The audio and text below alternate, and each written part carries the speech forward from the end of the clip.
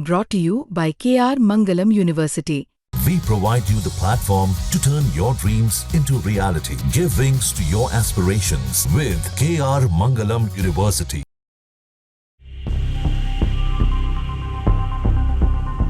ममता बनर्जी से पहले लेफ्ट से लंबी लड़ाई लड़कर 2011 में सत्ता हासिल की और तब से बीजेपी से लड़ाई लड़ रही है अपनी सत्ता और राजनीति बचाए रखने की। बंगाल के ऐसे राज्य है जिसे बीजेपी अभी तक क्रैक नहीं कर पाई, क्योंकि ममता बनर्जी हर चुनाव में बीजेपी को बुरी तरह हराकर अपनी जलवा कायम रखा। ममता हर चुनाव में कुछ ऐसा दाव चलती है जिसकी काट बीजेपी नहीं निकाल पाती। सीटें निकालने के लिए उन्होंने बार बार ऐसे ग्लैमरस चेहरे पर दाव लगाया जिनका पॉलिटिक्स से कोई लेना देना नहीं रहा। महुआ मोइत्रा, नुसरत जहां, सयानी घोष, इसके अलावे कौशनी मुखर्जी, सेन गुप्ता, कई ऐसे नाम हैं, शताब्दी घोष, इसकी लंबी लिस्ट है।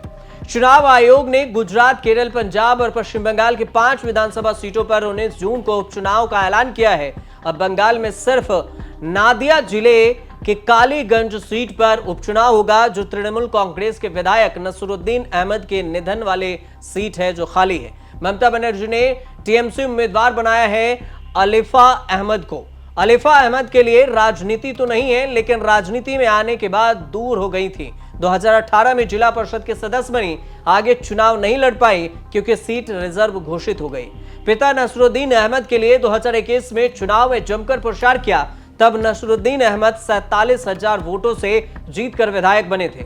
पिता विधायक बने तो अलीफा राजनीति से दूर हो गई। बीटेक कर चुकी अलीफा अहमद आईटी कंपनी में जॉब कर रही हैं, कोलकाता में रहती हैं, पति डॉक्टर के साथ फैमिली लाइफ एंजॉय कर रही हैं। फरवरी में पिता नसरुद्दीन अहमद का निधन हो गया तो अलीफा को वापसी करनी पड़ी। पिछले हफ्ते ममता बनर्जी और अभिषेक बनर्जी ने जॉब छोड़कर अलीफा को वापस राजनीति में बुलाया और कालीगंज सीट पर पार्टी का उम्मीदवार बना दिया। कालीगंज में नसरुद्दीन अहमद 2011 और 2021 में चुनाव जीते, 2016 में कांग्रेस से हार गए। इसके अलावा नसरुद्दीन अहमद लाल दा के नाम से भी मशहूर रहे। पिता के साथ रहते हुए अलीफा अहमद ने कालीगंज के लोगों के साथ संपर्क बनाए रखा। अब उसी बदौलत पिता की राजनीति विरासत संभालने जा रही है। ममता बनर्जी को उम्मीदवार है और उम्मीद है कि नसरुद्दीन अहमद की सहानुभूति उनकी बेटी को आने वाले चुनाव में मिलेगी और पार्टी जीतेगी। अलीफा के उम्मीदवारों में थोड़ी सी हैरानी का भी एंगल है, क्योंकि कालीगंज का जिला नादिया है, लेकिन लोकसभा सीट कृष्णानगर है, जहां से महुआ मोइत्रा सांसद हैं। महुआ नादिया के तृणमूल अध्यक्ष भी हैं। महुआ मोइत्रा और नसरुद्दीन अहमद की ट्यूनिंग बहुत अच्छी नहीं रही, इसलिए अलीफा की उम्मीदवारी में महुआ की जो राज खुशी है उसका भी एक एंगल है। अलीफा की उम्मीदवारी की खबर खुद सोशल मीडिया पर शेयर करके महुआ ने अपनी रजामंदी भी जताई है। बंगाल में अगले साल विधानसभा चुनाव होने वाले हैं और उपचुनाव से पहले मुर्शिदाबाद के हिंसा का विवाद ममता बनर्जी के पीछे पड़ा है। वैसे तो संदेश खाली भी लोकसभा चुनाव के समय था, लेकिन ममता को ऐसे विवादों से कोई नुकसान नहीं हुआ।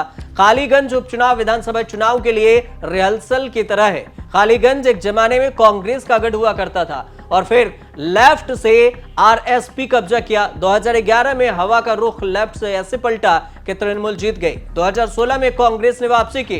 कांग्रेस ने भी अलीफा अहमद के खिलाफ आहागीर आलम मुसीर को अपना उम्मीदवार बनाया। कालीगंज में मुसलमान वोटर्स का दबदबा देखें तो 1987 से 2021 के बीच में पार्टी छोड़कर मुसलमान उम्मीदवार ही जीतते रहे। बीजेपी हर चुनाव लड़ी, लेकिन हिंदू उम्मीदवारों के साथ। 2021 में बीजेपी दूसरे और 2011 में तीसरे नंबर पर रही। लेकिन देखना इस बार यह भी होगा कि क्या बीजेपी का इस बार कितना वोट परसेंटेज रहता है और इस बार टीएमसी के सामने कितनी अपनी दावेदारी बीजेपी पेश करती है। हालांकि अगर देखें तो ये उपचुनाव एक टेलर है, असली जो फिल्म है वो 2026 के विधानसभा चुनाव में देखने को मिलेगा।